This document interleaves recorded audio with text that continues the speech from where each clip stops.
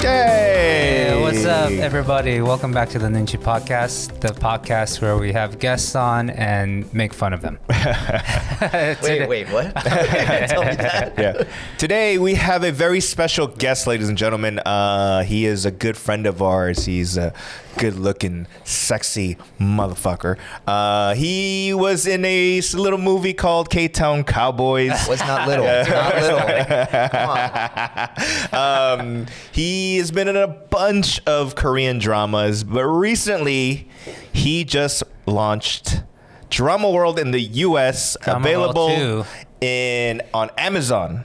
Right? That's right. Yeah. IMDb TV. He's a creator. He's a star, and Producer. Creators are Chris Martin and Josh Billick. Okay, Are so- writers, but right. produced it. Yeah. So all around good guy. all around good guy. Mr. You know Sean what? Sean Richard. Sean Lichade or Sean Dulake, ladies and gentlemen. Woohoo! Sean, Thanks for having me, this. Yeah. Okay. so we talked about bringing you on. I didn't realize. What do you have there? That's crazy. Yeah, Yeah, we have a little I'll press the soundboard. buttons later. Yeah, that's you can. cool. I want to play with yeah. We talked about bringing you on many times, and we brought your name up a handful of times. And according to you, some of your friends that listen to the Noonchi Podcast have said, hey, they talked about you and they shed on you for not coming to our show. I just first want to officially apologize that this has taken so long. I'm embarrassed. I'm But embarrassed. also, not only that, you were late today too. I was late today too. I apologize for that as well. No, don't worry about it. To me, it's kind of like I want the friends to come out and just shoot the shit, right? Yeah. And ultimately, we want, I don't say a highlight, but, I want our fans, like all 10 of them, to be like, oh, Sean's a cool Okay, guy. there's definitely more than 10. Right. Okay. 20 of them. But Sean here is an actor, producer, just all over the place in the entertainment business, right? Trying to be, but I'm so curious. Far, so good. I don't think I've really asked this question because I know that you went to Arcadia High School, correct? Yeah. That is my neighboring high school, South Pasadena. Right. Is Arcadia next to Pasadena? Yeah. Yeah. Oh, It's like 15 I didn't know minutes that. east. Okay. Yeah. And Arcadia, I don't know how it was back then when you were going there, but is like super Asian. A lot of Asians there. It was when I was going to Arcadia High. It was like 60-40 white Asian. But now That's a I lot. think I heard now it's like over like 85%. Wow. Okay. Asian. Yeah. It has the demographics change a lot. My mom does real estate there, so she gives me the scoop. Yeah. I mean, I remember one time there was a mayor with a thick ass Chinese accent in Arcadia. I don't know. I need to keep up with which I thought was politics fantastic. better. But now, from Arcadia High School, right? What made you come to Korea? And did you come to Korea with the thought of I'm gonna be a sexy, good-looking actor? I don't think does anyone come to Korea with that mentality? I think there are a handful of people that go, you know what? I'm like a 6 in America, but in Korea I might be a 9, right? Right? Man, no, I didn't have that thought. But it's crazy when something happens like the show just coming out this last weekend, which was like years in the making, as you guys know. Yeah. That's why I haven't been so MIA, the last couple of years. But you kind of think about like the beginnings of why did this all happen when something, for my life has been pretty big, and so from Arcadia, I was just like a Southern California kid who grew up in the suburbs, and I came to Korea because I think a lot of the moves I made in my life were because of just, in a negative way, you could say out of desperation, but in a positive way, I guess I just like to look for adventure in a way, I guess, of like, I couldn't find a place for myself in the States was one thing as an actor. Like when I came out of school, everyone saw me as like, you know, Asian American actor, even though my father's from London, like they saw me as that. And, you know, this is like mid 2000s or something. Okay. So Yeah. far less opportunities for actors than back then than there are now. So I was like, and then I didn't grow up speaking Korean. So I was like, I went to BU and all my friends were like international school kids who gave me a lot of crap for not speaking Korean. So all that combined, I was like, all right, I should just go to Korea and try it out here, learn Korean for like 2 years. This was around when, you know, Daniel Henney and Julian Kong and those guys were starting out. And so I was like, okay, maybe there's a chance there. And so came out, learned Korean, and then, or as best as I could. And then it was about 2 months before I was supposed to go back to the States that I got cast in my first show, and then I just ended up staying. So Boom. yeah. Actually, I didn't know that you didn't grow up speaking Korean. Really, Not a word. Yeah, I your mean, my Korean's Korean- really good. It's definitely not native or perfect at all, but No, I mean, enough to get. dude, enough he to can work. go to a business pitch. Yeah, Right. pitch in Obviously, Korean. you had to pitch in Korean for not just drama world, for other projects, right? Yeah. Doing business in Korean has been, doing dramas and business in Korean has helped Korean quite a lot. And then, you know, dating here and there sometimes. But you also had to audition in Korean, do all that stuff. Yeah. Like, in the beginning, was it like? Oh my God, my first Nerve-wracking? audition in Korea was like, Hey, it was crazy. I'm curious. I've been to a ton of auditions in the U.S., but I've never been to an audition in Korea. What's the main difference, you think? There's no casting directors really. So you're not going to a casting office. When I got my first audition, it was straight to SBS, the broadcaster, and I went into this room and it was 8 people there. It was like the director, the assistant director, all the producers, and you know, it was pretty intense for the first director thing. too. I was right there. But that's how it is for. So it's not a callback. There's no callbacks or things like that. I mean, maybe because the industry's grown a lot bigger since my first audition. So there are callbacks now. But when I went in for my first one, it was like, it was for this doctor role for this medical drama called Itaewon, and the director didn't speak any English. Obviously, I barely spoke Korean, and then he was like, he first looked at me and he said, he looks too Korean. And the role was for like this white American doctor who comes to Korea in the 1880s. And so I was like, all right, well, this is already not going well. But I was like, whatever, I'm here. And he's like, all right, well, did you get the sides? I'm like, yeah. And so it was a scene I had to like resuscitate a choking child. And he hands me a pillow. And then he's like, okay, so save the child, you know? So I'm like resuscitating a pillow. And then I'm like telling him, like, you know, convincing him, like, give me your baby, trust me with this baby. Anyway, and then I did that, and then he was like, so I see that you did like Hamlet in college. He's like, can you do some Hamlet for me right now? Wow. I'm like, okay. I didn't remember so I was like, okay. I'm like, well, it's in English, so I just started the to be or not to be soliloquy, and then I probably forgot after the second line, but I just kept going, and I was like cursing my uncle, and I just got angry and all that, and I just finished like this crazy thing that made no sense. And afterwards he was like, looked at me, he was like, yeah, I know that one. And then, like, yeah. But you totally And I was like, okay, improvised at least it. he felt the energy, right? You improvised it. Yeah. Right. And then I was like, it's because it's kind of like at that time, I don't know how it is now, but it was kind of like I felt like it was a wild, wild west of like, just do whatever you can. And being kind of a foreigner actor at the time, it was even less of a pool of people. So you could kind of do what you want with it. So I was like, all right, I want to show him I could cry. So I just prepared this monologue from ER, you know, medical drama. And I said to him, hey, can I do this tokbaek for you, this monologue? He's like, from ER, he's like, oh yeah, I know ER. Like, okay. So then I just like, my brother was dying, and so I showed him I could cry, and then he was like, he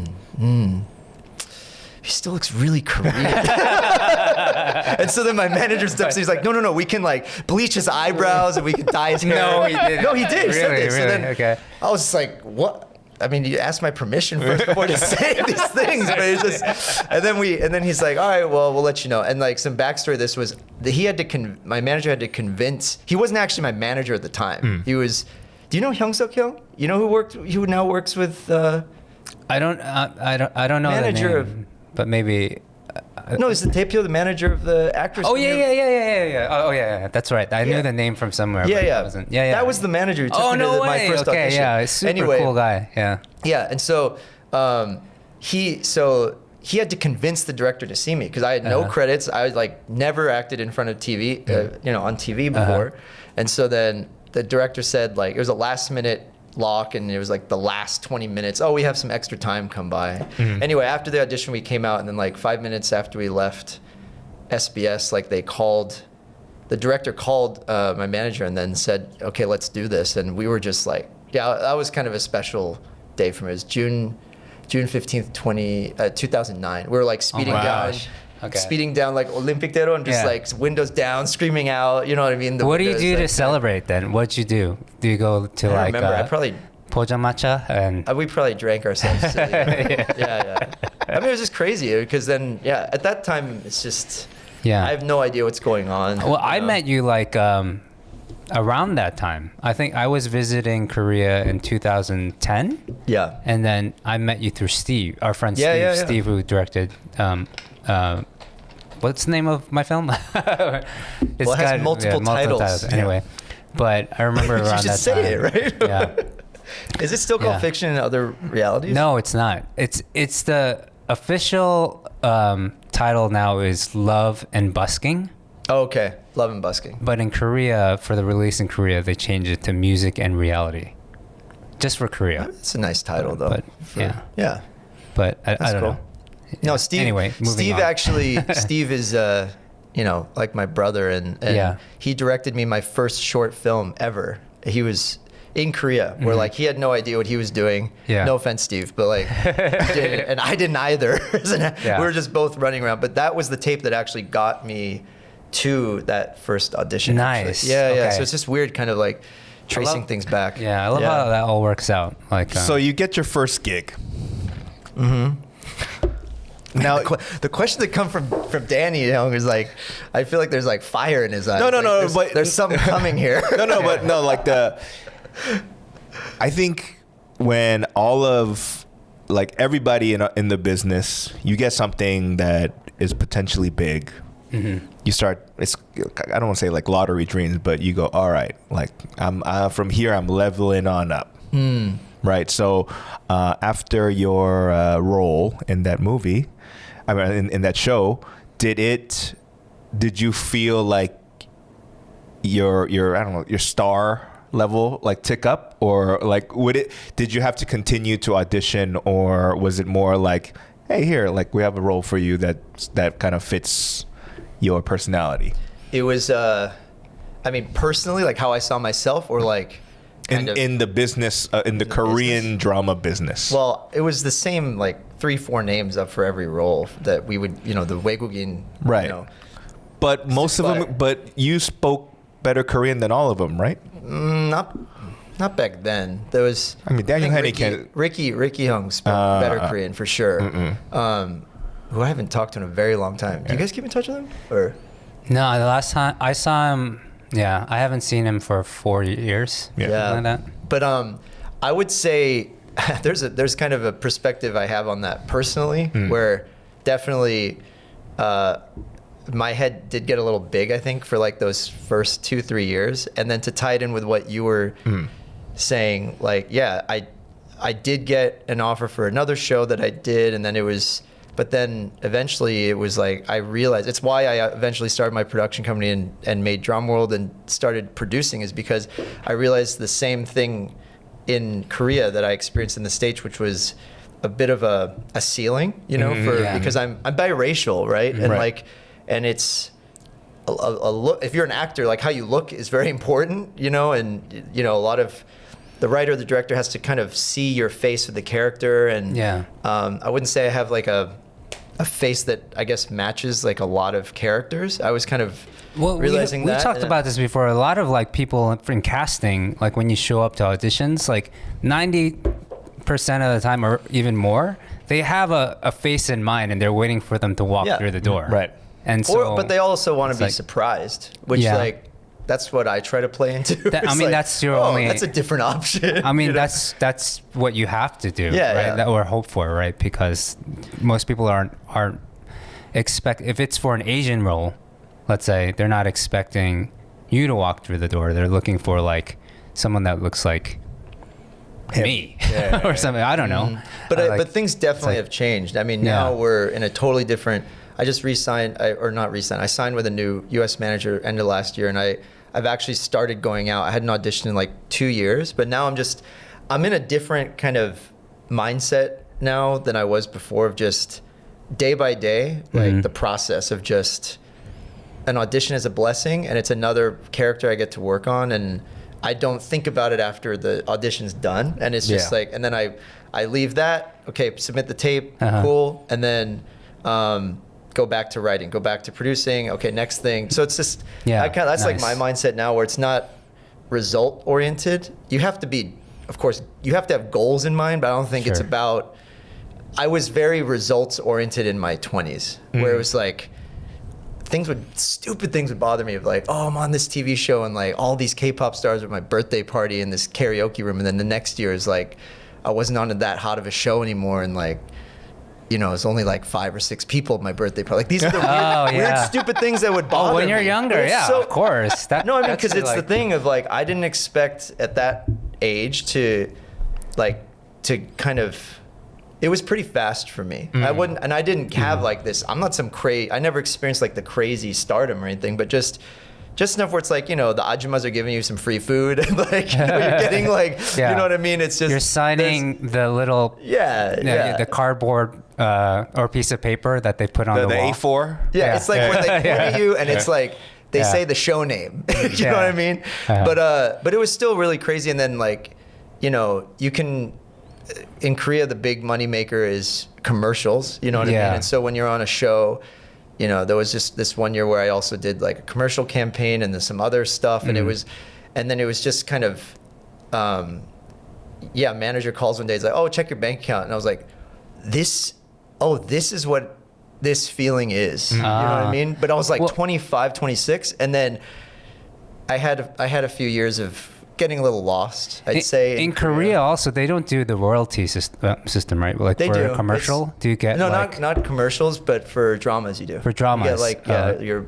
royalties from reruns and stuff like that. And the big thing in the States is like, if you're a commercial actor, let's say, you know, it's about getting those commercials that get resold for like, you know, and then you get money and the residuals and like all that for I don't know. Yeah, because that's how I made a living for like 10 years, right? Yeah. Because I booked like and the U.S. market is just so much bigger though, you know, and like that system is. But in Korea, it's like a one-time fee, right? For commercials, it's a buyout, right? Usually. When I did this 1-year campaign with a clothing brand, it was like, what was it?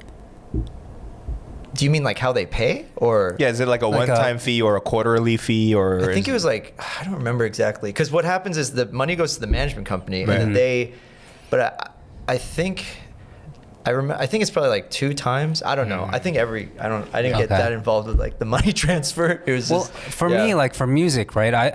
I've had more music in Korean films and TV shows than I have in the States, but it was always like a buyout. Like I get paid once, and then I don't get paid royalties. Yeah. In the States, I still get paid for my music being on TV shows and stuff like that that play like on cable or in some country. That's like great, it. man.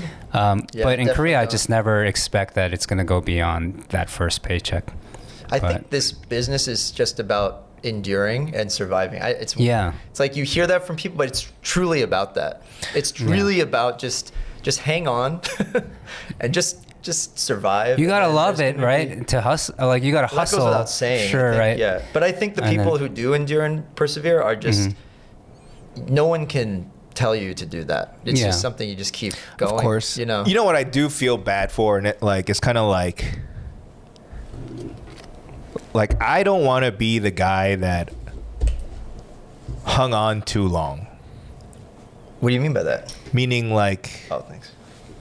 You know, like let's hypothetically, whatever making it is, whatever, everyone has a different definition of what making it is, right? Like, whether it's money, fame, whatever, right? Mm-hmm. But there are sometimes like there's certain comics that you see in LA that have been doing it for 40 plus years.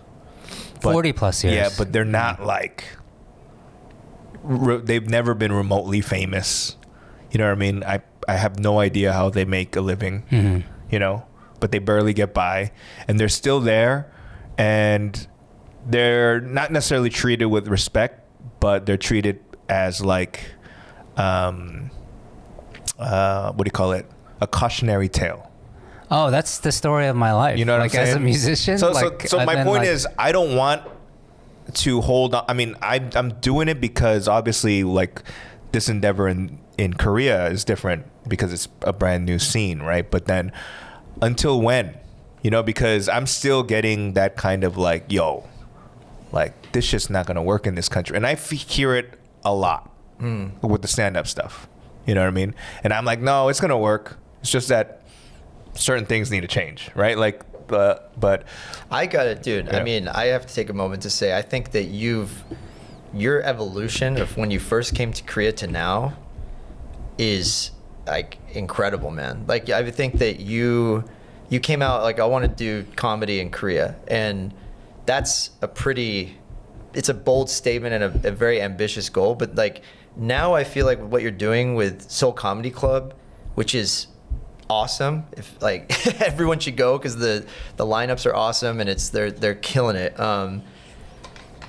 You're being an entrepreneur now. Like, you're being an entrepreneur of not just, you know, for your career, in your life. You're actually running a business, and it's like, it feels like a natural step for you. And like, I don't know, I feel like you're doing what you're born to do. You're performing, and you're doing it on a stage that you own. You know what I mean? In Korea. Yeah. In a place that it's not about, oh, I wonder if it's going to work out. You're making it work out. And I have the utmost respect for that, dude. Like, Yeah, you're I mean, like taking I control of your own. But You disagree? Why? Just kidding. No, I agree. I mean, we talk about this all the time because, really? you know, for Danny, it's like, my biggest fear is that, you know, he comes to Korea and he puts all this effort in and gives so much to this community of comedians and, you know, this scene that he's helping to build. I don't want him to be a sacrificial lamb, you know, but I feel like he's done a lot already, but seen like clubs close, open mic nights, they stopped doing it, or they stopped doing comedy nights, you know, but Danny's been involved with those things, and I feel like he's doing a good job of bouncing back and finding the next opportunity, making it better and bigger. And I don't want him to burn out, like, because it's gonna work. It's gotta work. It gets better every time you do something new. Like Seoul Comedy Club, it's better than the other clubs that you try to, you know, help. I don't know. That's my opinion. I mean, I don't know how the other clubs are run, but I think you have a great partner in Dan Hyung. I'm really happy that worked out. And it's just like, if you're in the startup game, like, no one's first business succeeds usually, right? Yeah, you have like multiple failures before you. But I think it's just all about the attempt. Like, and as far as the martyr thing, yeah, I mean, if you're the first kind of mover in any market, you do run the risk of making all the mistakes that then the second or third in place will learn from and then really succeed from. Yeah. But I think you are so unique in what you bring to Korea, and I think it goes far beyond, obviously, but that it's also this pool of talent that really, like, you've been kind of curating and like cultivating, honestly, that the loyalty they have for you and just, there's a lot of love there that I think that's something no one can just come in and be the second mover on it. You know, you've kind of really like established yourself in that way, and I think that's, man, it's really commendable. It's like, it didn't exist before, and now it exists, and that's pretty amazing. And I think, like, it's just my own, again, I'm trying to work on this of a little bit of more selflessness of, okay, if stuff happens where you are a martyr or whatever, okay, whatever. It's still just, I try to take the enjoyment in the attempt of, like, that's pretty cool that you're doing that with your life. Yeah. You know what I mean? Yeah. And so that doesn't mean it's not really hard. It doesn't come with crazy challenges. I mean, to be honest, like, I'm I could feel, I don't say burnout, but I could feel like it's slowly feeling like a job sometimes. And I don't want that to happen, you know, so I'm trying to fight it just being like, all right, I'm punching in, I'm doing fucking 20 minutes, you know what I mean, telling a combination of jokes. Like I think I have like an hour and a half of material, and I'm just picking and choosing and just kind of, here you go, omakase, today's special is this joke and that joke, right? And so those are the things that I'm trying to like get excited about. The only thing I really am excited about is like the hang afterwards. And I think Bobby and I talked about it before, is that like, you know, even back home, it was not necessarily the stage and making people laugh. That was great, but it was hanging out with your comedian friends afterwards. Or if you're on the road, you're driving from LA to San Jose, you know what I mean? Yeah. And just you know, just you fucking around in the car or at the rest stops or whatever, right? I mean, we talked about this last time too, like the thing that I appreciate a lot about the stand-up scene is, you know, how much they contribute to the podcast world, you know, and every comedian has a podcast, or they're on a podcast, or they do multiple ones, right? It's kind of annoying. And it's not they're not doing their, sometimes they're talking about their bits and their jokes and stuff, but really it's about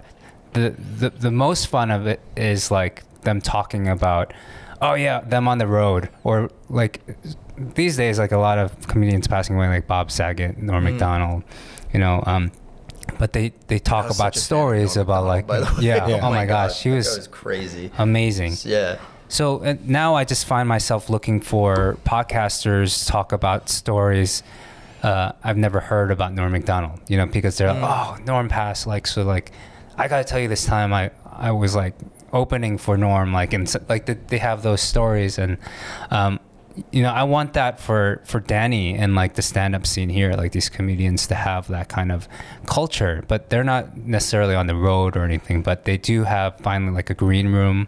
They hang out after shows, and Danny tells me about it all the time, and I'm really happy they have that. Dude, at of least, course. you know? I would feel like it's gonna be stronger with Korean culture. Yeah, I mean, I'm trying to build that camaraderie, and you know, I feel like those kids appreciate that I'm you know, planting the flag and making sure everyone like, come on, let's go. Yeah. But you know, ultimately, at the end of the day, I truly believe that when it comes to money fucking breaks up families. So like loyalty and all that will go out the door if someone comes in with more money to be like, I'm going to offer you X, Y, and Z to not do that club or not do that thing. I'm sure some people are going to go, you know what I mean? And I have the, you know, and I'm prepared for that. You know what I mean? Like, it's just kind of like, is that happening right now? No, not yet. But like, do they do that in the States still? Like, isn't that like even? I mean, if that happens, that's expanding the industry, though. So, well, I mean, you know. Well, no, I think right now, as of now, is cannibalizing it. The reason why people aren't coming into the industry is because they don't. Like I said, people don't think that it's going to work because they have never seen it work, right? And I think the way, especially like, not just entertainment, but a lot of things that I've seen, and you guys have been here longer than I have, but what I've felt is that there aren't that many mavericks that are going to do something completely different in the world, right? But then here, it's more like, let's wait and see, and see other people get their asses kicked, or maybe some people make their money. Yeah. And then I'd be like, all right, you know what? Now I saw them make money. It's like all of us, it's like YouTube. It's like all of a sudden after Vatos, there's a bunch more fucking Korean American style or like Mexican food restaurants, and it's like there was a phase of maratang, right? Like maybe 2 years ago, where everyone started fucking maratanging this and that, right? So it's like jumping on a fad, and the only way this scene gets bigger, in my opinion, is that there has to be more people that are good, but you know, that growth is not necessarily God-given. Sure. You know what I mean? Here it's gonna have to be profitable. Yeah. And then people will see, oh, it's working for Seoul Comedy Club. Let's take a Busan Comedy Club. Yeah. No, but like like- what I'm saying is that like the pool of people, like it's like an actor. There's maybe one or two prodigies that come out once in a while that never took an acting class. They just fucking read, sides and be like, boom, and just deliver it with like the emotion that you're like, oh my God, I felt it.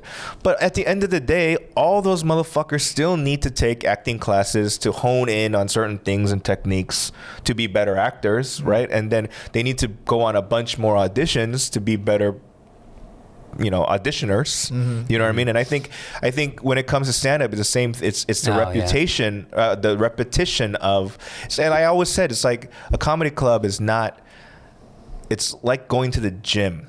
It's you know what I mean? It's like you're just trying to train so that you can go do bigger shit to perform later. You know what I mean? And so like to me, I tell all the kids like, don't expect to make a living just doing stand up at the Seoul Comedy Club. You're never gonna do that, right? Nobody does that.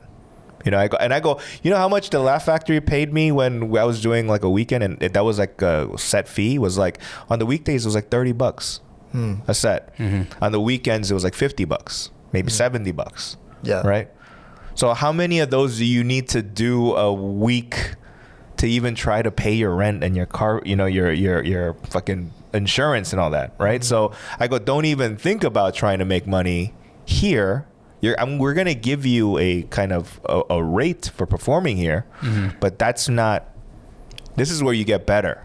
This is where you learn and practice. They gotta in anything you gotta pay your dues. Yeah, right? yeah. And I think because it's such a young scene, and then there's people that really are understanding stand-up comedy better now with Netflix, and there's all these specials that are available for Korean audiences to see, right? And then be like, I think I want to do that. I want to try that. Yeah. Like it's very young here. But then when you think about comedy, like in the States, the reason why it is what it is because it was huge 50 years ago. Yeah, I mean, like but on top of that, like it's like more rock star shit. You see comedians selling out a football stadium. Yeah. You know what I mean? You see comedians selling out like 10,000 plus seats, all over the world, right? And that's fucking amazing. In Korea, I always get, and I'm sure you feel this a lot, is like they do that in America, but not here. Like there's always this kind of like our culture's different, so it's not gonna work. Like these ideas of like putting culture in front of your idea to kind of make it not work. Wow, that's a really. I've had like years and years. I feel like of kind of thinking about how I feel about that. I don't know if I actually entirely agree with that now about the culture thing being like. There's obviously cultural differences anywhere, of course, but I think that when it comes to just being innovative, trying new things, is from a creative perspective, great storytelling is still great storytelling. A great set will still be a great set. You can still, when I watch the shows at Seoul Comedy Club, you can still tell which comedians are more seasoned and have been working on their sets than others. Right. And I don't think that's a cultural thing. That's just the work itself, right? Yeah. But then as far as like, I don't know. I mean, you're the expert when it comes to what humor hits and doesn't, and you always. I like how you always try to push the line of like what will work like in Korea. But I mean, as far as like the business side and all that, I would assume that your comedians, they have they're figuring out ways to live like outside of, obviously of like Seoul Comedy Club, but then it's also like you're creating, I think it's far bigger than just what's the weekly pay. And it's just like, it's like you're creating infrastructure. You're creating a place where people can cultivate their talent, and that, sure, is everyone going to be so loyal to you if you think beyond like what if someone gets picked up here or there? Maybe not, but like some will, and I think it's great to like this is kind of the kind of the, what would you say, like breeding ground for some of these maybe future stars who that absolutely. can the far beyond. What if you do discover the Kevin Hart of Korea, you know what I mean, like in your club or whatever, like who, you know what I'm saying? I'm just as an example. Like, I was like, I will tell him not to do stand-up anymore. Well, like, or like the Chappelle of Korea, maybe that's a better. Yeah. If you discover like that prodigy, I mean, I just feel like living and all that is important. That's part of like, being persistent and surviving in the business. But I think there's a deeper thing of just you're creating a way to give these artists a voice, and that I don't think you can put a price on that. I think absolutely. That's really amazing, and I think that is when, like what Bobby was talking about of like, oh, people talk about in the States when someone's passed on or whatever, it's like we're already having like a Danny Cho like legacy conversation. But I think that that's all in the cards. I feel no, like because you're already doing that. Because like I've had multiple conversations with people that are in the 방송국, 제작사, like production companies, production houses, producers, even TV programs. Like, here were some Korean variety show ideas related to stand-up comedy. This stand-up comic goes into a phone booth that they built in the middle of some sort of square, like a public square, right? They go in, and then there's going to be a bunch of these headsets that are lying on the ground, and common people are going to listen to your headset. And you're doing your stand-up comedy in this phone booth. And then the winner is who keeps on listening the longest, the amount of people. And I go, yeah, but y'all don't understand how stand-up works. Right? You know? Like that type of idea. They're like, but Koreans need this. And I go, yeah, but... I mean, the game element's a big thing. But maybe it's worth a shot. I don't know. You never know. Maybe that's the version of stand-up that might actually work in Korea. I don't know. Because the thing is, the Yenin PDs and stuff, that's a skill, man. That's a whole thing. It's definitely a skill, and it's something that I'm not aware of. But dude, I would try it. Why not? But there's fun, because I know if you bomb, you totally eat shit. Like I couldn't do it because if I did it and it sucked, then they'll be like, 그래, 한국은 stand-up 안 돼.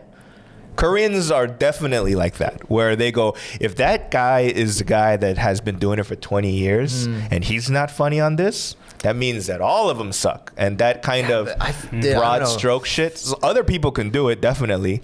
But like, the reason why I bring this up is because they tried an actual stand-up comedy season on KBS like two years ago. That shit sucked. And you want to know why? Because they didn't listen to me, the producer. I talked to them and I said, hey, even in America, there are shows like this, but it's not a weekly show forever. It's like 13 episodes, and they're always different comedians. And they're all comedians, right? Right.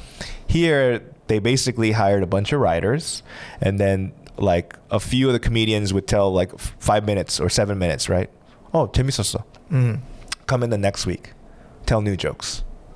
And I go, no comic here has an hour to burn for you guys. You know what I mean? For this pay and for what, and that's right up the alley of like the censors for KBS. It's definitely not gonna work, right? They were like, "Don't worry, we have amazing writers." I'm gonna go to the session. Yeah, and I go, "Oh, you have amazing writers? How many of them have done stand up? 0? How many of them seen stand up? 1, 2, where? On Netflix?" I was like, "No, they don't understand what stand up is." I also talked to a producer of SNL Korea this season. He said the same shit. He goes, "Danny, I'm gonna make you famous." Oh, okay. How? They go, starting next like season of SNL, let's do stand up. What do you mean? And they go, you can do stand up every episode. I was like, I'm not gonna do it stand up every episode. What do you mean? He's like, because I have an hour and half of that I can't say on even on Coupon Play, right? Don't worry, our writers are amazing. I was like, your writers don't know stand-up. You know what I mean? Like, what are we doing here? But this is always going to be the fight. of it's like there has to be some semblance and understanding of what actual stand-up, what's required of it. And if not, then it's always going to be some half-ass attempt at just being able to use this hip hashtag called stand-up comedy. You know what I mean? But not really doing it. It's really interesting, the conversation you're having with PDs, because just bringing it back to what you were saying before about like cultural differences and all of that. I feel like there's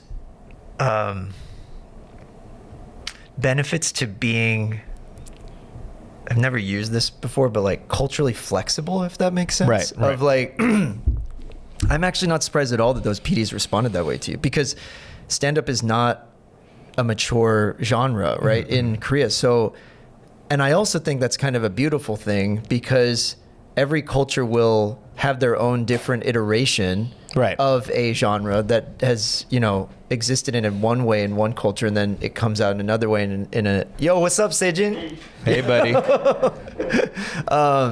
should get Sejin a mic here too. Yeah, come join. You know, that I feel like this is just my thoughts, man, because like you know this way better, and I'm definitely never ever gonna tell you how to do your job. I feel like it's worth a shot, personally. Of like, what if I'm honestly not surprised that the first stand-up show on KBS did not do well. It would have been actually unreal if 대박이 났어. You know what I mean? If it was, you know what I'm saying? It's like a natural progression of things. Of course. And so it's back to the point of what Bobby Young said about the martyrdom thing. But so like, my point was, I went, before the show started, I had a meeting with the higher ups there. And I go, guys, fuck what I have to say on stage. It's all right. But we need to make this show like this to showcase stand-up properly. Right? And they were like, no. And then one writer goes, you know what I think stand-up is? And I go, all right, what is stand-up? You know what I mean? Like this is a part where I go, I am willing to be flexible about what's accepted culturally here, but y'all need to be flexible about what stand-up is. I mean, like understanding what it is. It's not simply just I'm standing up with a microphone and I'm making you laugh. You know what I mean? It's beyond that. There's way more technique than that, right? But then that's all they see because of fucked up subtitles on Netflix or whatever medium they're watching it on, right? And that's why the people that have attempted stand-up in Korean, in the Korean language, there's 3 of them, and even the Korean people don't watch it, saying that shit's boring.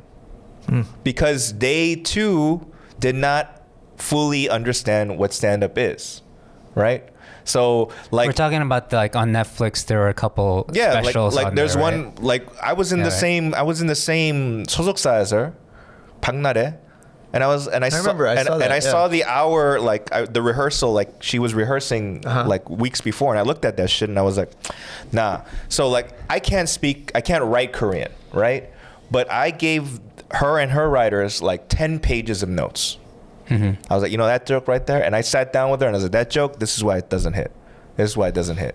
This is why it doesn't hit, right? And then I said, hey, before you film your hour special, why don't you do a tour of it first? Like Busan, Daegu, and all that, so that you practice it a few times. It's like working out, yeah. Right? And then fucking film it. They did the other way around. They filmed it and then they did the tour. And I was like, but they did the tour though. Yeah, because she's famous. So like they knew it was a money grab. But this is all, I think, part of the culture here too. No, it's more of they don't understand why. I told them the reason why you need to do that tour and then film it is because you will be better when you come back. Oh yeah, I totally get that, of course. But they were like, no, I don't understand. You want me to tell you what it honestly. It is for at least the last 2 specials I saw, and I talked to the people. It's just a money grab. You know? Right. You're making 이삼억. I mean, Netflix has deadlines. They want to put this up. There's an opportunity. Yeah, I really just like, just hearing you, I appreciate just how true you are to your art, man. Like, I mean, just you're not compromising.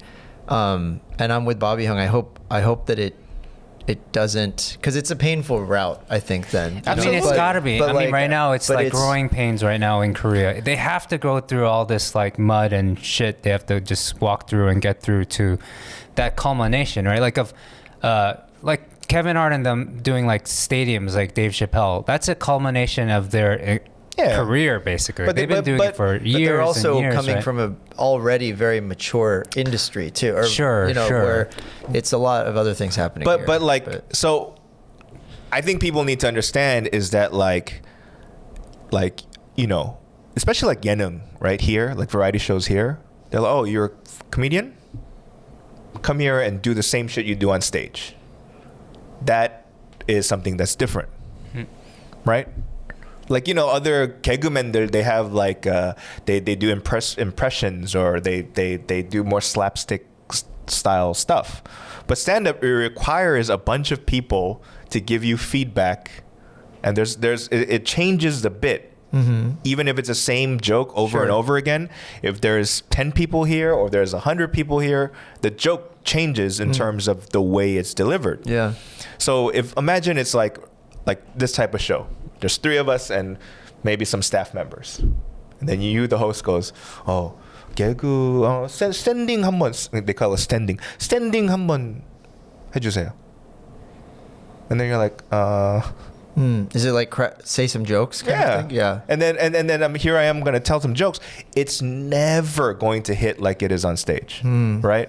Then the people are like, no matter how you edit it, they're going to be like, oh, that's just not that good. Yeah, I mean, they're discounting the culture that they don't understand exists. Yeah. And because I think it's okay that they don't understand. No. And I think it's like, but they're almost treating it like natural. a singer, though. They're like, but I mean, they're like, so hey, let me give sing a some song. context. You're a singer, sing a song. A singer could probably so say I could something. share some. Let me backtrack a little bit. Real life situations that happened in Korea while I was here, right? A radio show decided for 2 months to bring in stand-up comedians to tell jokes on live radio, right? Every week, and I was there for one. The 분위기 was fucking weird, right? So what it did was, it didn't go, oh, that's interesting, I want to go see it. What it did was, this motherfucker's not funny, right?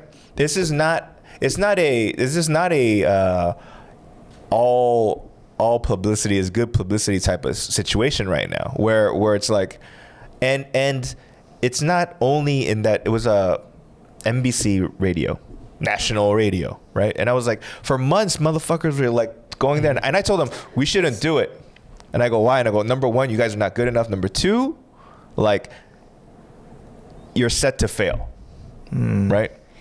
When comedians in the US go to do press, they don't tell their jokes.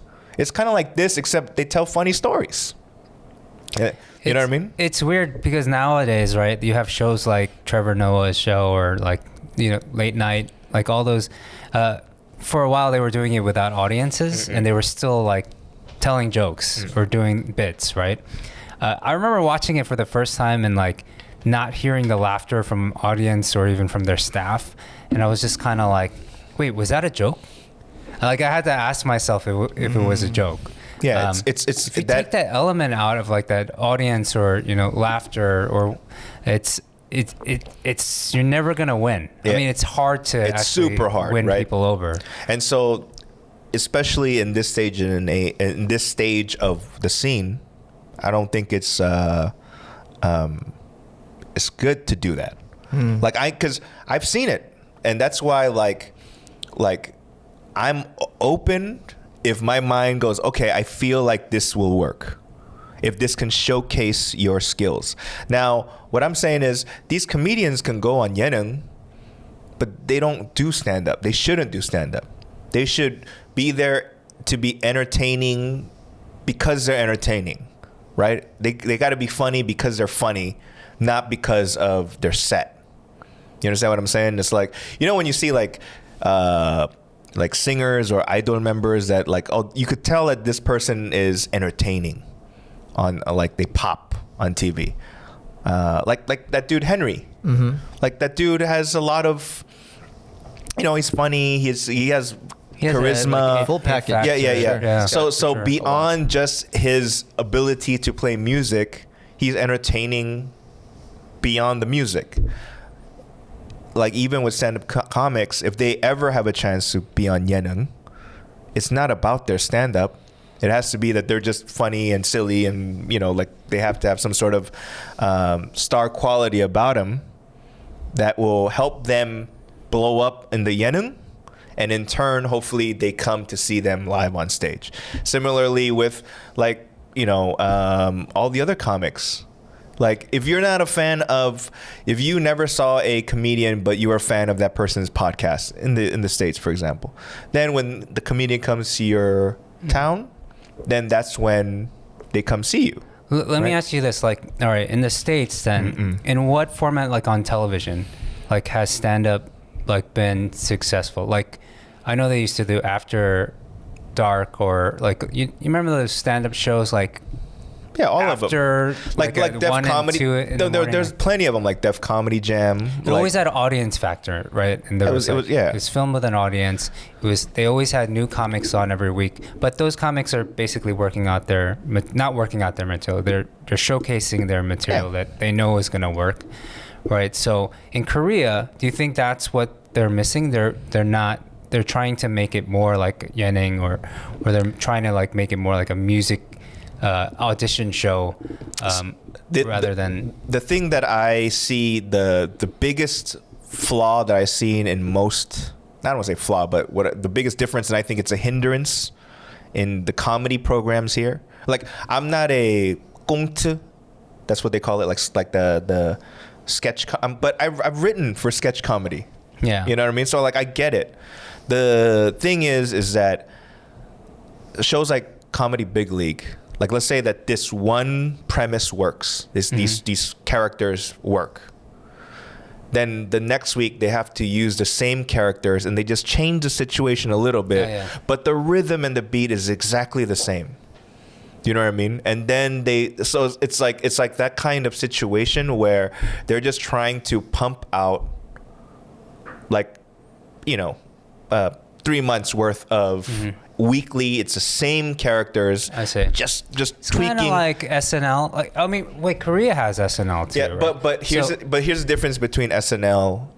See, they bring back characters that are absolutely, but not every week.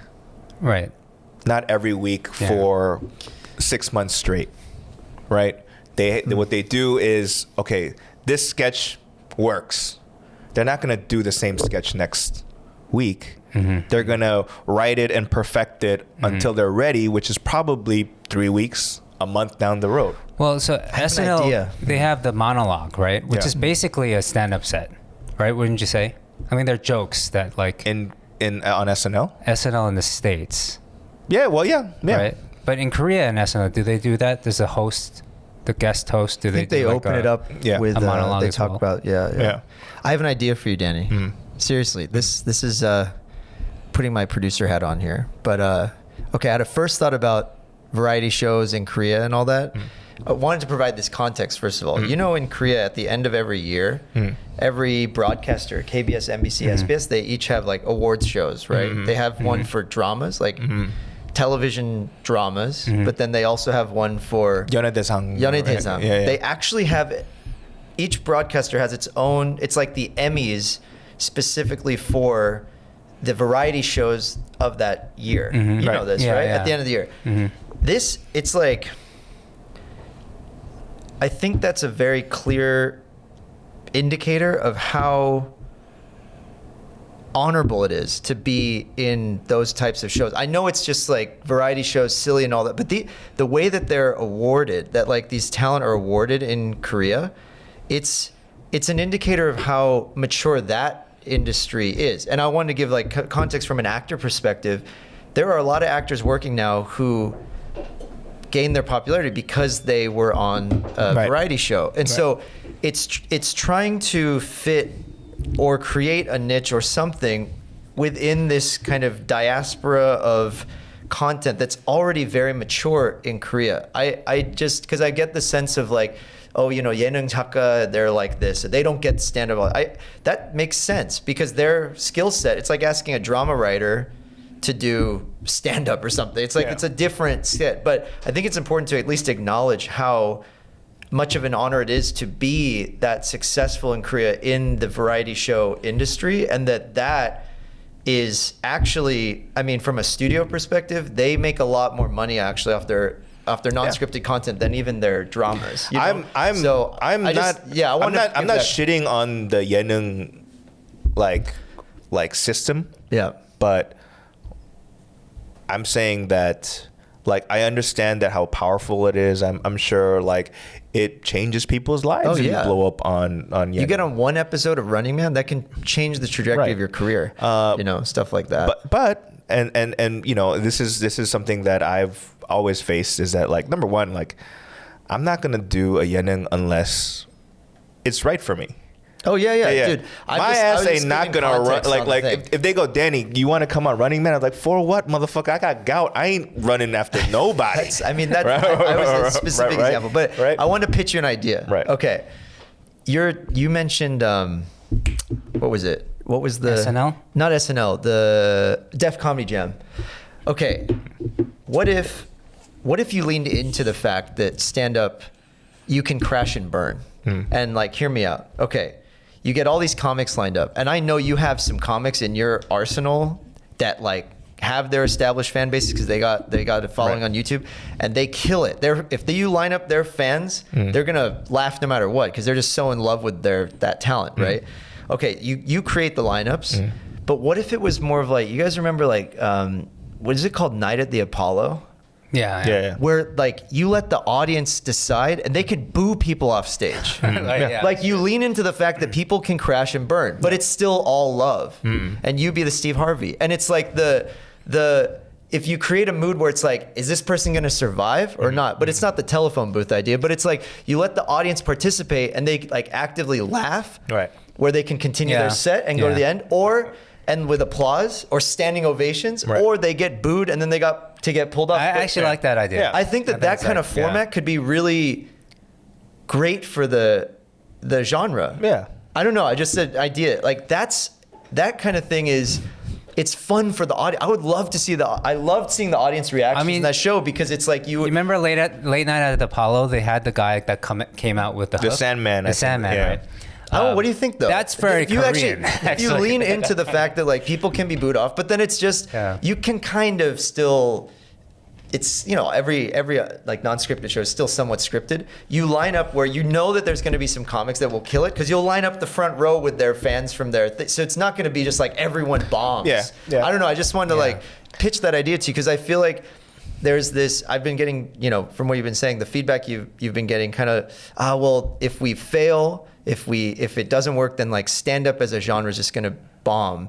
But what if you use that to your advantage and tried to like create a larger platform where then you have newcomers, maybe you might have someone that sprouts up and you're like, oh my gosh, they surprisingly kill it. They had no fans and they killed it. I like that idea. People crash and burn. Yeah. But then it's still love. You know what I mean? Like it's all love and you're also like raising up the whole genre. I mean, it's closer to, it's educating people about actually what happens at a comedy club. Yeah, they might like feel that like, pressure too, and then you might actually educate people more about. I mean, that's how art form. I was educated. We were probably educated watching like late night at the Apollo, like when we were younger. Like I remember staying up late to watch that, and they had comics on. They have singers on, of course. Like Star Search also had. The 3-star, 4-star. Yeah, Star Search had comedians come on too. Yeah, but then you have like. Then you will obviously need like some Korean 작가, some 예능, some variety show writers who they might pitch you something like, oh, we need a judge panel or whatever.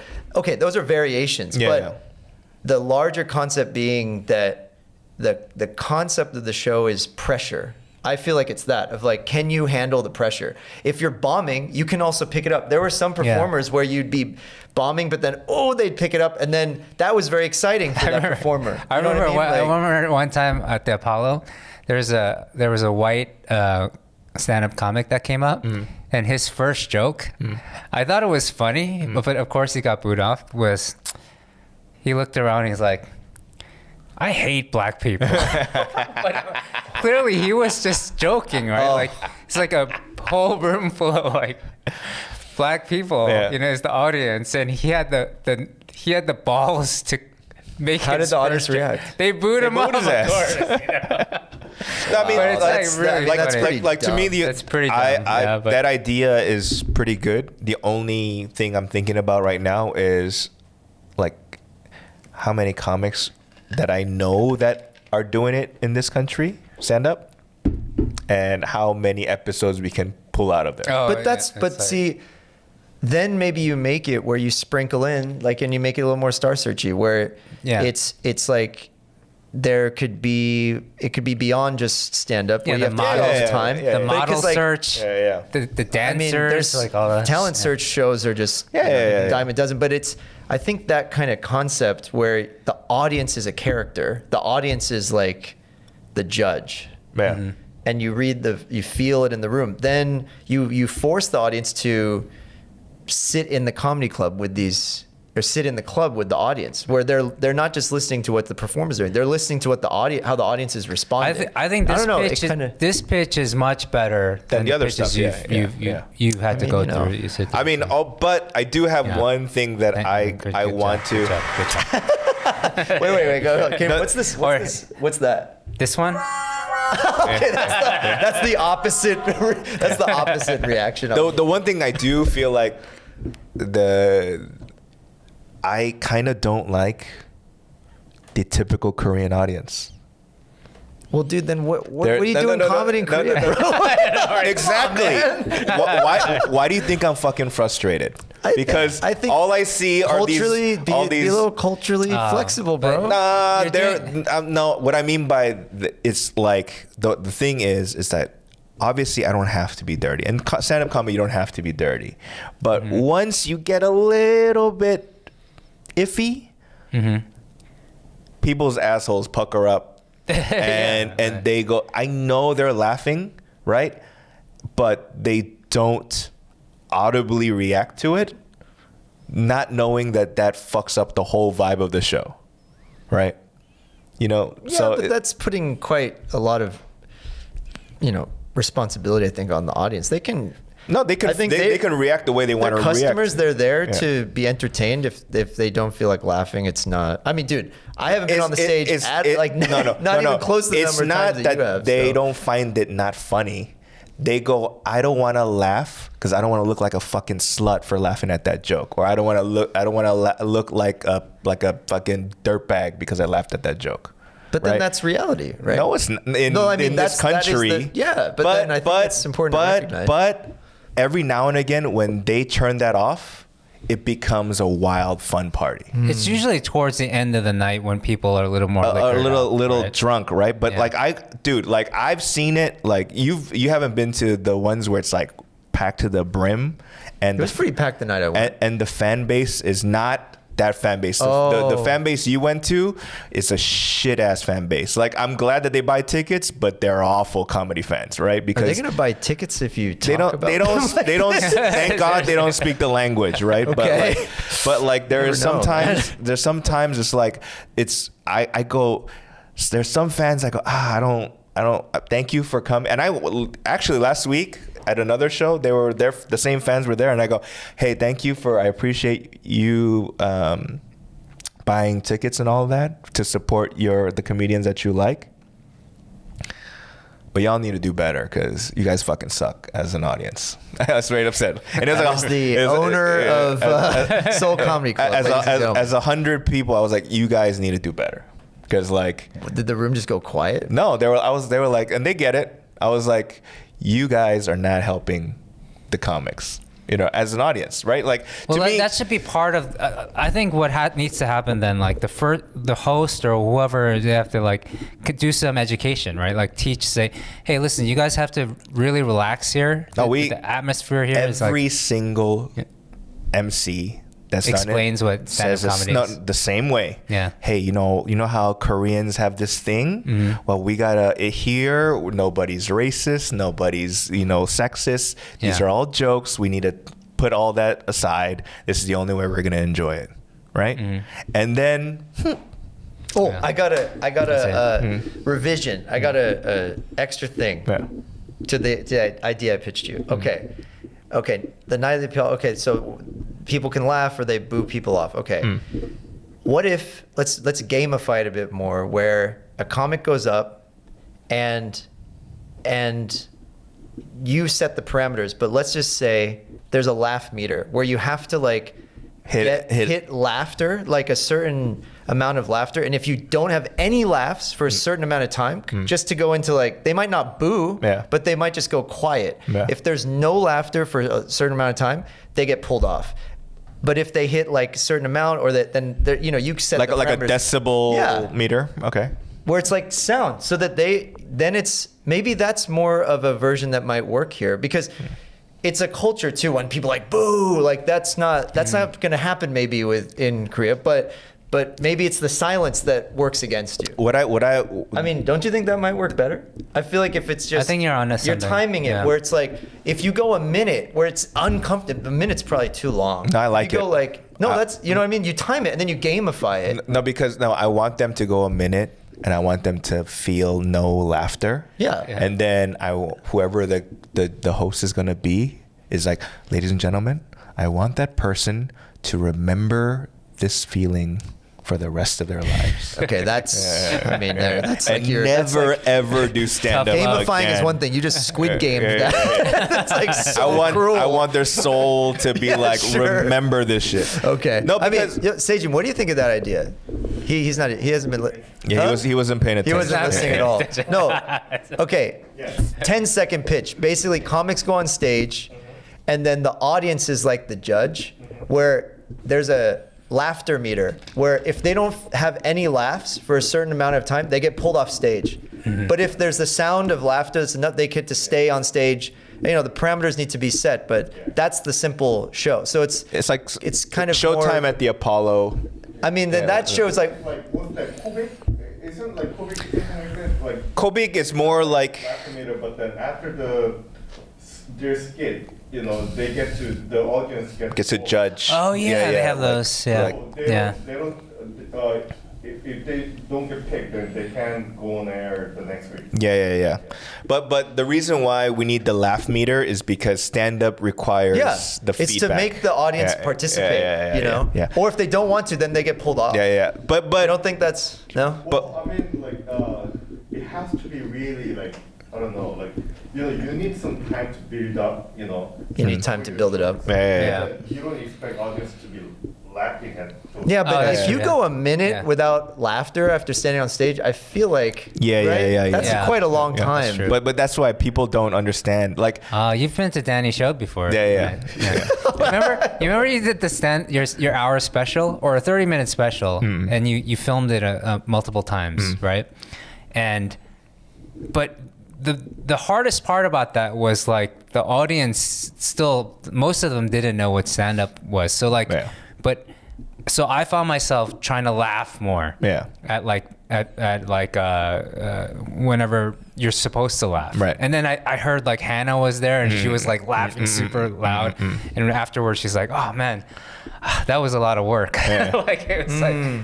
so like It's still, but it feeds into the comic. So then they could be losing it, and then maybe they get it back. I think think there's something there. I think maybe I'm being a little bit conservative, right? But what I need is Dougie, conservative. no, I know, no, because everyone's trying to like come up with these brand new ideas, which I Yeah. think are great, and I'm not gonna be like, yo, fuck you, your ideas are stupid. But You could have said that to me. no, but because it's not. I'm fine no, with that. no, it's not. But the reason why, because I know the scene here way more than anybody, course. right? Is that number one, they're not good enough, in my opinion, right? Like to me, if I rated them on what their level is back home, they just graduated open mics, in my opinion. Okay.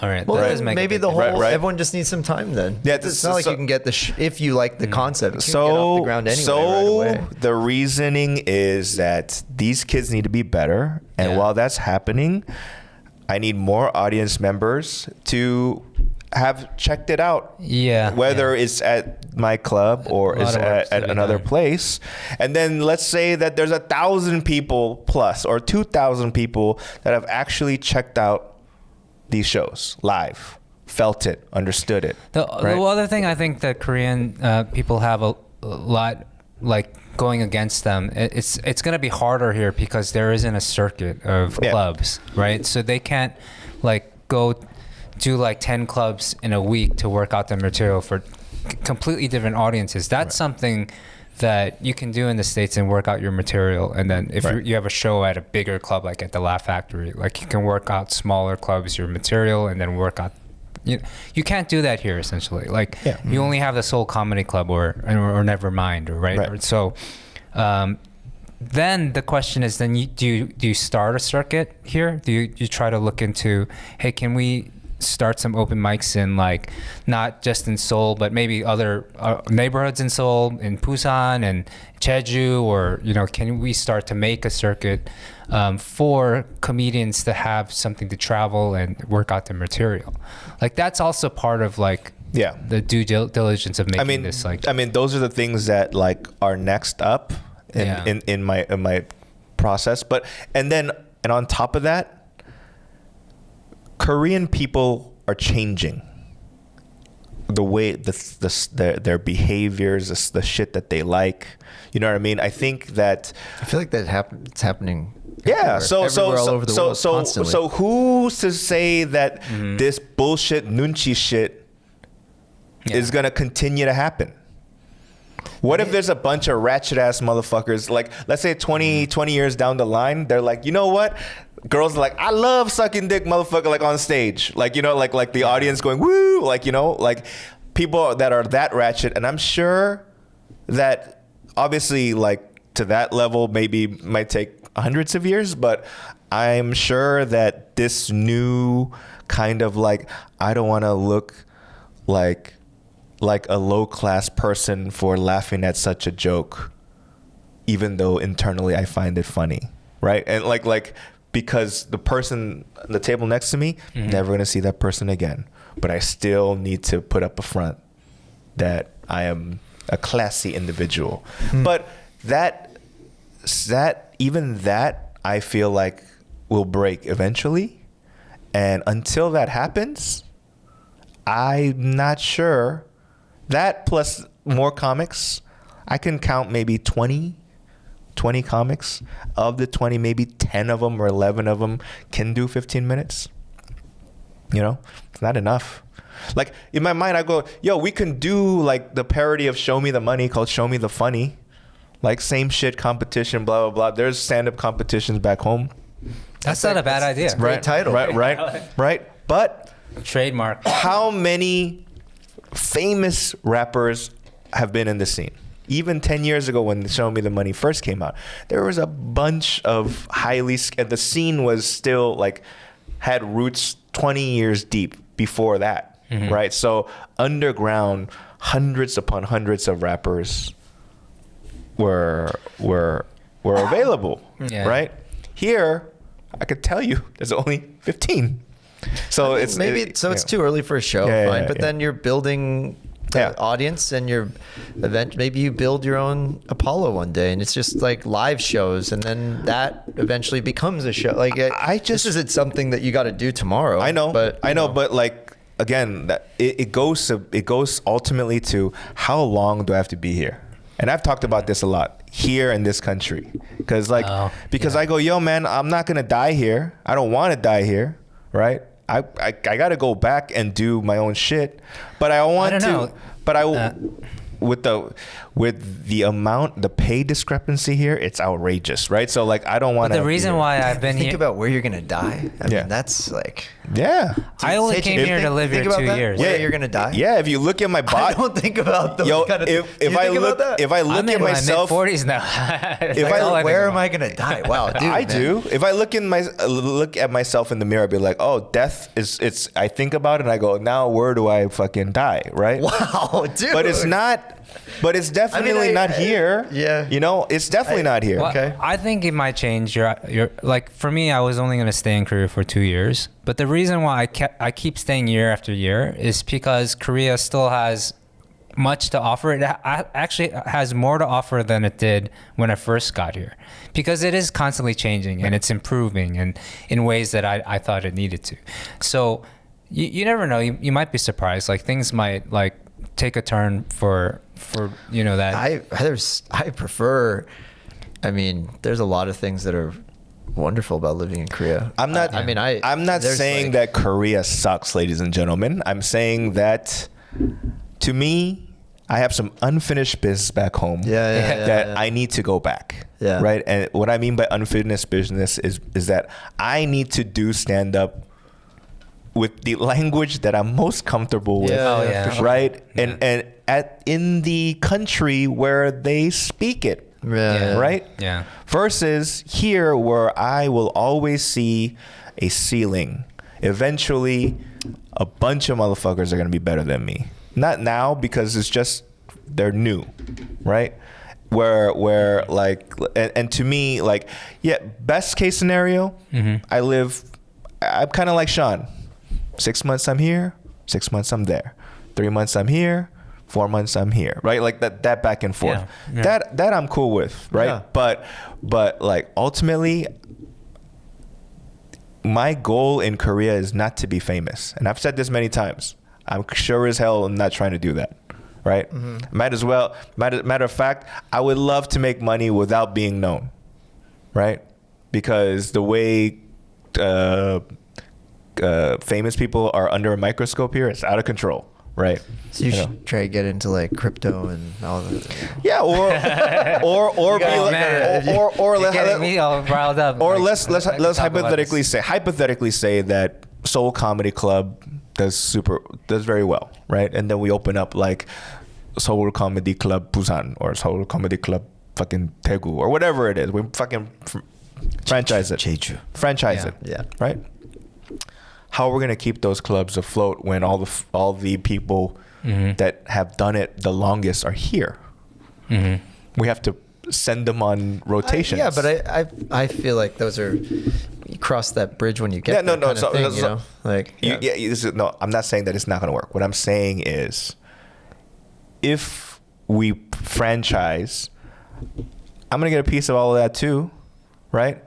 That's how I'm going to make my money off of this project, right? To be like, all right, cool, do you? I'm going to be the one to be like, all right, guys, like, let's not have too much of a shitty ass show.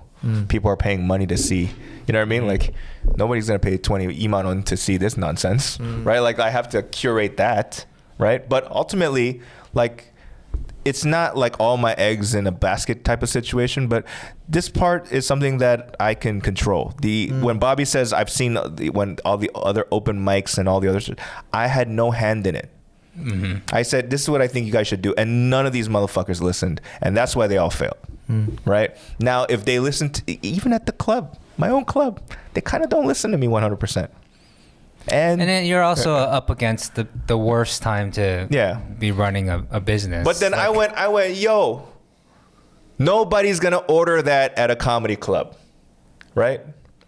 No, but we're going to make salmon poke. I was like, who orders that? What are you talking? Nobody's going to order that. I'm going to order that next time I go. Actually, that sounds good. I would So order it that. stays on the menu and just annoys you a One little thing- more. Yeah, I'm like, we talked about I'm the like, soju being on the like, menu, yeah. but Okay. maybe not soju. Great. Yeah. No, but think about it. If I have soju, then I have to have anju that fits soju, right?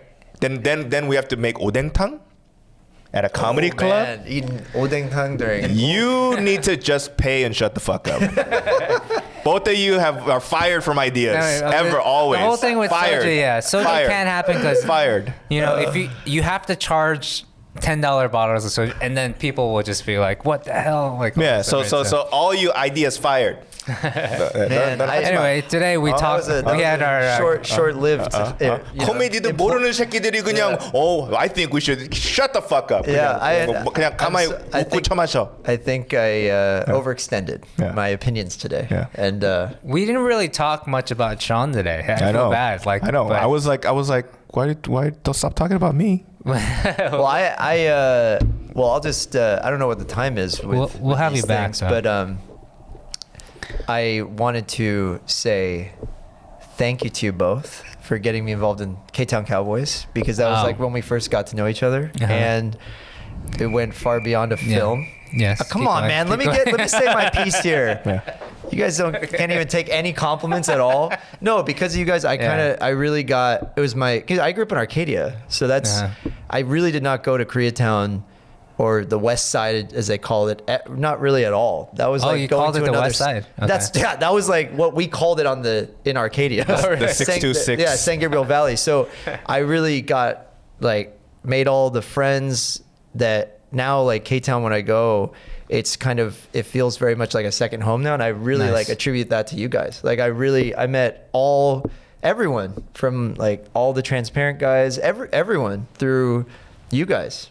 Through you, and get into the film. So I really want to thank you for that. And I'm sorry I lost my employment today at Seoul Comedy Club. Well, yeah. I didn't even know I was hired at one point. Fire from decision of bad ideas, suggestions. Actually, you got this, man. I think you're fine. Danny met Dan through you, right? Yes. So that actually, Daniel you've already thanked him. Yes. Yeah. An older brother, and I'm happy that worked out. He always wants to go to sauna with me, but I'm like, nah, man. Me too. I don't like. We should all go together sometime. I don't like nudity. We should all get scrubbed together. I don't like male nudity. You know what I mean? So I mean, yeah. I'll try to convince you. Yeah, because he always goes, 우리 사우나. Yes, Danny, 우리 한번 사우나 갈래? Nah, it's cool, dog. It's cool. But thank you for the introduction. Thank you I love bringing good people together, man. It's easy. Thank you for being a part of K-Town Cowboys. I was like, hey, his character's name's Adam, and So I think the big reveal is he's gay. right. Uh-huh. And I was like, I wonder how you were gonna play it, but you played it beautifully. Thanks, man. I mean, it was fun. It was just it was a fun set. It was fun. Getting to know all you guys. There was a turn, right? I was like, this is a turn, and because I don't know, some people might have a problem playing a gay character. There was it was just. I just wanted to be a part of the project. Yeah. That's all. Were you living I in had so much fun doing that character. Did you fly out for that, or were you living? I happened to be flying back, and then it just I think I did fly back for that, and I was on set the day after I arrived or something. Holy crap! Was pretty yeah. So but it was fun. Yeah, it was good times. I missed that time period. It was some crazy times. Yeah. In that part of town that we probably can't get into. Right now. No, we can't. Oh, yeah, probably not. Yeah, probably not. Yeah, there's a lot we can't talk about. Yeah. But, it was K-Town Cowboys, it was showing, basically, giving people an inside track to what happened in K-Town. Mm-hmm. And eventually it just became everybody's doing it. Yeah. Wait, did I tell you, speaking of one of my ideas that I wanted to do in K-Town, but I didn't know the legality of it. You know how Tomis and norebangs? You know that in Korea there's also Tomis at gogi chips? What? At certain gogi chips, some girl will sit next to you and eat gogi with you. Oh, wow. Yeah. So instead of smelling like cigarettes and booze, they smell like super. What the hell? But obviously you're gonna pay more for them to sit with you, blah blah blah. But I go, that was an idea I had in K-Town. Oh, really? After the time, I was like, yo, man, you know how these Korean barbecues are making a killing? Add the Domi situation. Kill it. That's interesting. That'd be interesting in LA. Yeah, but it's here, so there you go. Okay, can I just press one of these buttons? Sure, What, yeah. what is this? That's Oh, that's how we the start first off. one. Yeah. Okay, can I? That one's is like- it game over now? Yeah, we can end We it. lost our employment Yeah. Yeah. at Seoul Comedy Club today. This one is. That's actually how that felt when you fired us. Yeah. Fired. Fired. All right, guys. We'll think of some better ideas. Hey, so what do you have anything to plug before we end? I know, like, oh yeah. Oh right. your Instagram, I don't know. Oh sure. whatever you want, At like- Sean Dulake, my name, SEANDULAKE. I'm just kidding. Oh, I no thought one you- cares. No one. No, but How go. about watch my show Drama I'm World just if you're in the U.S. Dude, on by the Amazon way, Prime and IMDb TV. You have for some free. like you Hell have yeah. you have some A-list celebrities on this On both season. seasons. Yeah. We have a lot of Yeah. cameo appearances. Yeah. Our cast couldn't have been happier about for season 2. Yeah. It's been great. Yeah, people like Daniel Day Kim, Justin Chon was in the first, was in both seasons. Liv Hewson is just killing it on this other show called Yellow Jackets. I mean, Justin's killing it as like a director now. And Pachinko's coming out. Pachinko's too, coming right? out Yeah. soon. Daniel's just Daniel. become this prolific character in this American culture. And and then on the Korea side, we got Hajiwon from Secret Garden and a long list of other projects. We talked about Henry. Henry Lau, Yeah. who's this just musical prodigy who plays my younger brother in the second season, who's actually the new leading man, which makes me feel it very inferior to him throughout the Wait, did the you show. take off your shirt in season 2? Yeah, a couple times. So- But then so did Henry, and Did you? his body. Because I remember showing you. I remember season 1, like we did it at that, like you had that like where it was all stringed together, and it was at the Ace Hotel. Oh yeah, you Yeah, came to the season 1 yeah, premiere. yeah. Wow, Yeah, that yeah, was yeah. ages ago. It was at the Ace Hotel. That's right, you guys came. Dude, And- that was I wasn't there. Yeah. Oh, you were No. okay, but in no, LA. You in came LA. with, in LA. Yeah. you came with like Pedro and DP. Yeah. That And I was remember cool that you guys like, you know, came. because I know Sean or whatever, and there's a scene where like he takes off his shirt, and I was like, man, I didn't need to see that. Yeah, I was like FaceTiming with a Hyung in LA. Yeah. His daughter was watching the show with him, Yeah. and then he's like, "So like, how many times are you gonna take your shirt off? Because it's kind of uncomfortable watching with my daughter." I'm like, "Well, you don't have to force her to watch this. She's in like." Sean Samchunya. Yeah, just it's like, that's weird, but yeah, no, it's fun, man. And like Lee Jung-jae from Squid Game, the lead actor of Squid Game, he does a cameo in season 2. Like, we're feeling quite blessed with the talent that got involved. So hopefully we hit a moment. I think like Korean entertainment's just bigger than ever, and we're presenting Drama World as like the introductory, entry level kind of gateway series for people who are just who've never watched a Korean drama. It's like an easy to watch, mainly in English but also in Korean show it's literally the story of a fan who gets sucked into their favorite Korean drama. So, especially for like the American audience, I think it's fun. It's a fun show. So check it out. How's that for a plug? That's good. Are you thinking of Drama World season 3? If it performs well on Amazon, they have the right to greenlight season 3. So that's why we're Boom. pushing so hard. Nice. Yeah. If you want to see season 3, tell all your family and friends to watch the show. And then it gets us one step closer. So they can watch it for all those folks in the U.S. You can watch it on Amazon Prime. Amazon Prime Or Video. can they watch it in Korea? In Korea, it's on TVing. Okay, on CJ's TVing. platform. Yeah. The Asia version of the show is a bit different. It's like we combined season 1 and 2 into 13 50-minute episodes, and there's like behind the scenes footage. It's a bit of a hybrid. Okay. But cool. the show that was like in the scripts that we wrote, that's the show that's coming out on Amazon right now. Nice. Yeah. So Nice. yeah. Well, go check it out, Sean. Thank you for coming. Oh, man, my pleasure, A dude. bunch of our friends are coming. Not a bunch, but a few of our friends are coming, so we can all have dinner and catch up and tell Tonight. and Yeah. tell Oh, that's good. real stories that cannot be revealed here. I guess we'll have to do it on- next time. Let's have you back. And this next time we can talk about you and not all this comedy bullshit. Dude, I'm just kidding. I didn't say bring it up. Hey, bro, I appreciate the conversation. I'm sorry if I was like Yeah, nobody- overstepping there. Nobody wants to talk about what the fuck he's doing right here. Wait. Right. Yeah. Oh yeah. You're about to be a. Yeah. You're about to be a. Shut up, Eapa. Eapa 2. yeah. Nobody wants to hear that nonsense. Baby number 2 coming. Huh? 3 weeks. I didn't. Hey, congratulations. I man. didn't Thank you, sleep thank you. today. All right, Benji's crying. We'll see you next time. Wah. guys. I can't hit my son. Oh, I hit him, but he laughs.